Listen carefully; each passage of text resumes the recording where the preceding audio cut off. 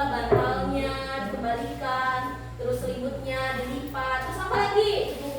Baru buku-buku yang berserakan ini ya nanti dirapikan. Nah, secara tidak langsung anak-anak telah menerapkan yang namanya deskomposisi ya. Anak-anak sudah mulai, oh ternyata saya harus membereskan dulu ya tempat ini, baju-bajunya dulu, habis itu tempat tidurnya, habis baru itu baru bu. Nah, setelah itu ya nih ya betul ya, mulai dari membersihkan tempat tidurnya, membersihkan buku, melipat-lipat, dan akhirnya menyapu ya supaya bersih. Oke, menyapu. Nah, pernah nggak ketika sudah dibereskan hari ini, ternyata besoknya berantakan lagi? Pernah nggak kayak gitu? Nih, sudah dibereskan, berantakan lagi, besoknya berantakan lagi. Ya, kenapa sih bisa seperti itu? Apa sih yang sering berantakan? Oh, ternyata bajunya tetap sama di tempat di bawah di lantai. Terus buku-bukunya tetap berserakan di atas meja. Oh, ternyata bantal aku ya tetap berserakan. Pernah nggak kayak gitu? Setiap hari nggak kalian merasakan kamar kalian itu berantakan? Iya. Iya kan? Setiap hari. Kenapa hal itu bisa terjadi? Ya, karena kita habis bangun tidur, terus tidak dirapikan lagi, atau kita habis pulang sekolah, bajunya langsung dilepas saja, tidak dimasukkan ke keranjang kok. Nah, untuk menyelesaikan masalah itu, perlu kita belajar tentang apa itu berpikir komputasional.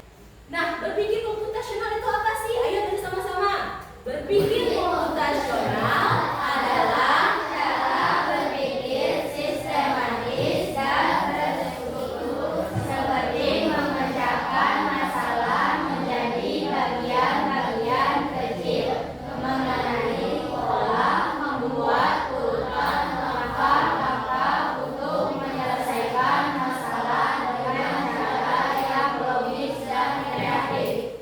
Iya, berpikir komputasional adalah berpikir sistematis, di mana nanti kita akan memecah-mecahkan masalah itu, sama seperti kasus yang tadi, di mana ada 4 pilar berpikir komputasional. Ada ya dekomposisi. Dekomposisi itu yang mana? Yaitu memecahkan masalah besar menjadi bagian kecil, sama seperti tadi kamarnya itu berantakan. Oh, ternyata dipecah dulu. Oh, ternyata kita harus membereskan tempat tidur di luar. Habis itu baru kita memungut baju yang berserakan. Habis itu baru merapikan buku, baru habis itu disapu. Itu kan besar tadi kan? Habis itu dipecah kecil ke kecil. Nah, setelah itu pengenalan pola, mengenali pola dari atas dari data atau teks. Nah, mengenali pola ini seperti apa?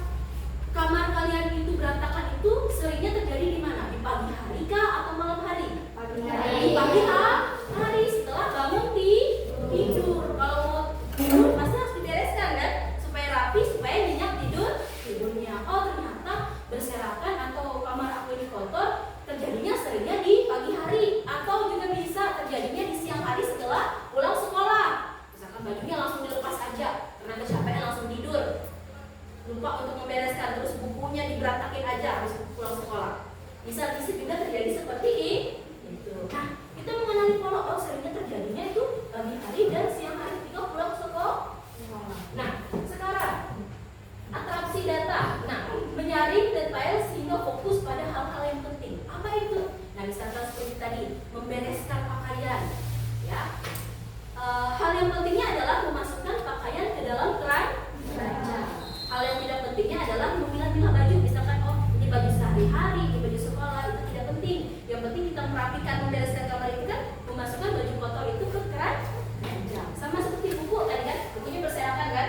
Kita tidak penting untuk melihat, oh ini harus urutan bukunya, misalkan pelajarannya dari Senin sampai Sabtu. Tidak penting. Yang penting buku itu dirapikan supaya terlihat rapi. Setelah itu baru kita mengenal yang namanya algoritma, merancang langkah-langkah sistematis untuk menyelesaikan masalah.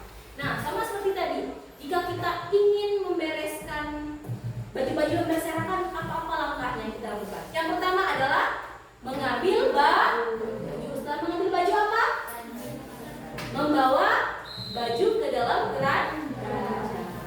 Nah, kalau tadi kamarnya, tempat kasurnya, bagaimana langkahnya? Mulai dari kita ambil dulu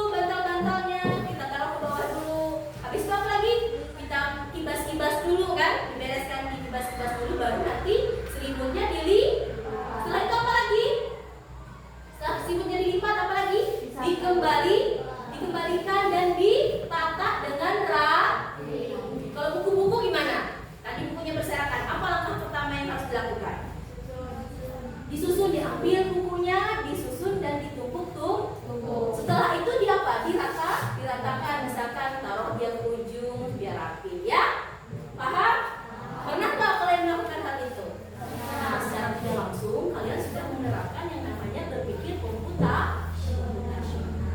Nah, supaya hal itu tidak sering terjadi, apa yang harus kalian lakukan? Ketika bangun tidur langsung dirapikan. Ketika pulang sekolah bajunya langsung dikembalikan ke tempat keranjang. Nah, karena kalian sudah mengenal polanya, makanya kalian melakukan antisipasi dalam penyelesaian masalah tersebut. Nah, sekarang Ibu ada suatu tantangan untuk kalian. Nah, di sini apa? Ayo bantu Pak Bram memanen sawit di lahannya. Siapa yang punya sawit? Wow, banyak ya punya sawit. Nah, atau yang tidak ada sawit, pernah nggak melihat sawit? Ya, anak-anak banyak ya yang belajar, orang tuanya itu bekerja sawit. Nah, sekarang kita lihat. Coba andaikan saja Pak Bram ini adalah orang tua, misalkan orang tua kalian. Nah, ketika bapak kalian itu ingin memanen sawit di lahan kalian ini ya, kan kalian ini ya, di lahan kalian ini. Langkah apa saja yang dilakukan oleh Pak Bram ini untuk memanen sawit ini? Ayo. Bagaimana caranya? Kita akan membuat Pak Bram ini melalui beberapa kotak ini sampai ke akhir. Anggap ini lahan ya, ini lahannya. Oh, Pak Bram itu melihat dulu dengan melihat dekomposisi, memecahkan masalah apa tadi? Besar menjadi kecil. Apa masalahnya? Masalahnya dia ingin memanen sawit. Ya, sekarang dia melihat, oh, ketika melihat ini, bagaimana langkahnya? Dipisah-pisah dulu. Oh, jadi saya mulai dari rute ini, habis itu ke rute ini, habis itu ke rute ini. Siapa yang mau maju untuk menempelkan ini? Satu-satu. Yang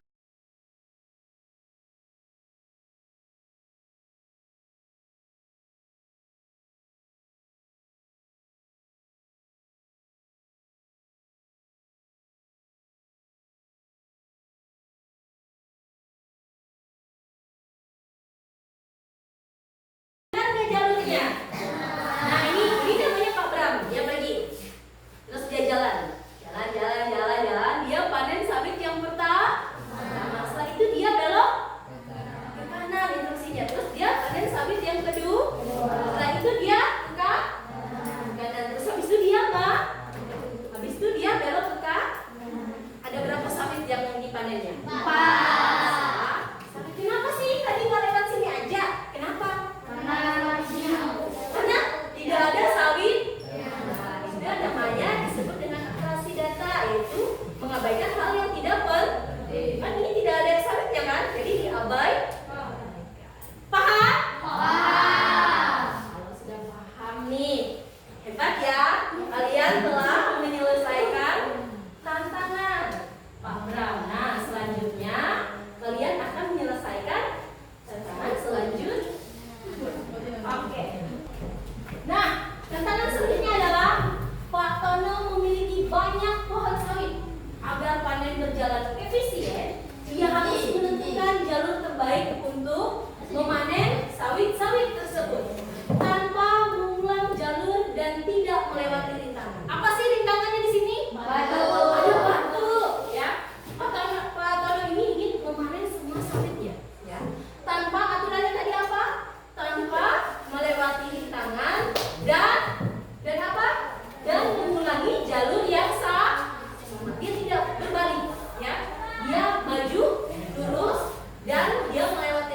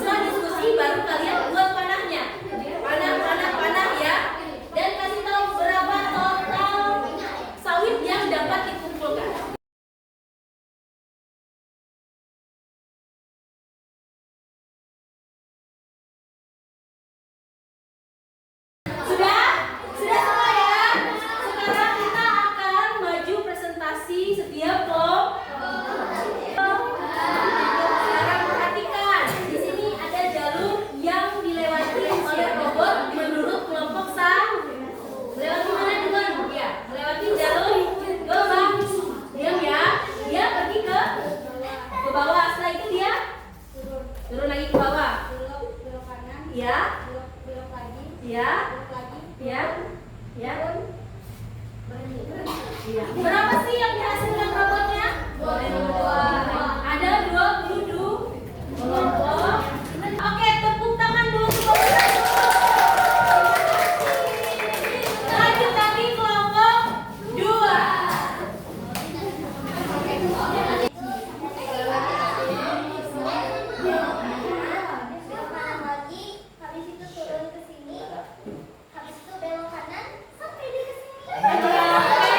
Sampai di berhenti. Oke, berapa sih buah yang didapatkan oleh robot dari SMP 1 paku itu? Ada 22. Tepuk tangan dulu. Sekarang kelompok B. Ayo lagi di kelompok yang paling asik. Lihat ya, punya kalian jawabannya apakah berbeda dengan yang kelompok 3? Iya, ya. Jadi kita dulu. Ya, robotnya itu mulai ke bawah, ke kanan, ya, ke kanan, ya, ke bawah, ya. ke kanan, sampai. Iya. Berapa robot yang didapatkan? Buahnya ada 23. Tepuk tangan untuk kelompok 3. Oke, santai. Sekarang kelompok 4 maju ke depan.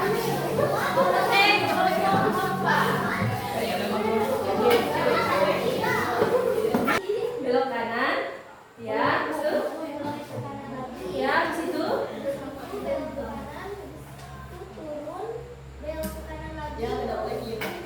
Berapa hasilnya yang didapatkan? Ada 23. Oke, tepuk tangan dulu. Kalian semua hebat, sudah bekerja sama memecahkan masalah. Tapi ternyata ada perbedaan. Ada yang dapat 22, ada yang dapat 23. Tadi yang dapat 22 udah lihat gak jalurnya tadi punya temannya? Udah, ternyata lewat mana dia lagi? Lewat kiri lagi, ke kanan lagi kan? Gak langsung ke bawah dia. Ternyata ke kanan dulu, baru dia mendapatkan selisih 1 saja. Tapi selisih itu sangat berarti. Karena ada 23 ternyata jalur yang mendapatkan apa? Sawit yang paling banyak. Tepuk tangan dulu. Oke, selalu terima ya, karena semua sudah bekerja sama dengan baik menyelesaikan permasalahan yang ada. Ya, bagi anak-anak yang masih belum tepat, jangan berkecil hati karena sudah ibu nilai. Ibu menilai itu tidak hanya dari ketepatannya saja, tapi dari kerja sama. Nah, sekarang di akhir pembelajaran hari ini, ibu mau tanya dulu. Bagaimana nih perasaannya setelah belajar coding dan KA bersama hari ibu di pertemuan hari ini? Bahagia semua? Bahagia. Apakah coding itu sulit? Iya. Apakah coding itu menyenangkan? Iya. Iya. Jadi untuk pertemuan selanjutnya, ibu harap kalian tetap semangat untuk belajar coding. Sebelum kita mengakhiri, ibu mau review kembali atau mengevaluasi kembali. Apa saja yang kita pelajari hari ini tadi? Ayo kita belajar tentang berpikir komputasional. Nah, di dalam berpikir komputasional kita tadi, kita sudah mengenal. Masih ingat nggak? Ada apa saja tadi? Ada dekomposisi. Dekomposisi itu apa aja tadi? Dekomposisi adalah memecahkan memecahkan masalah yang besar menjadi kecil. Setelah itu adalah ada pengenalan pola. Apa pengenalan pola? Iya.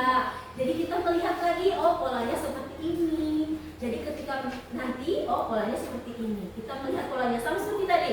Ketika kamar kalian berantakan, polanya itu setiap apa? Setiap bangun tidur, setiap pulang sekolah. Oh ternyata berantakannya waktu bangun tidur dan pulang sekolah. Setelah itu ada atraksi data. Apa sih atraksi data? Adalah menyaring detail yang penting dan menyampingkan detail yang tidak penting. Sama seperti tadi, kalian mau bekerja kelompok, apa yang penting? Yang penting adalah